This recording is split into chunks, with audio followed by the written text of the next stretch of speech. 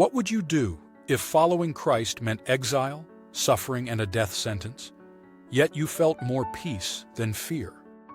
On November 23rd, the Church honors Pope Saint Clement I, one of the earliest successors of St. Peter, and a pillar of the first generation of Christians. Clement was born in the 1st century and lived during a time when the memory of Jesus was still fresh and when the apostles' voices still echoed through the young church. Many believe he personally knew Peter and may even have worked alongside St. Paul, whose letter to the Philippians mentions a Clement whose name is written in the Book of Life. After Peter, Linus, and Cletus, Clement became the 4th pope, but he was not a ruler, he was a shepherd. One of his greatest gifts to history is his letter to the Corinthians, a powerful call to unity and humility.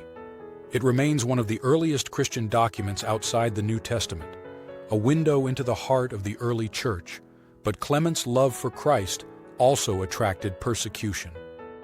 During the reign of Emperor Trajan, Clement was exiled to the harsh marble quarries of Pontus.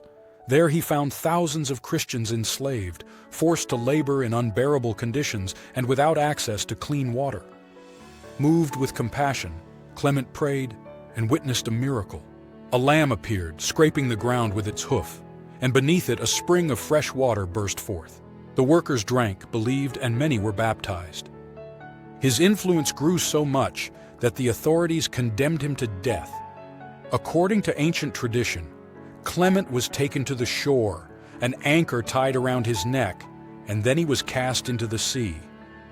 His disciples later recovered his relics, and they remain venerated in Rome.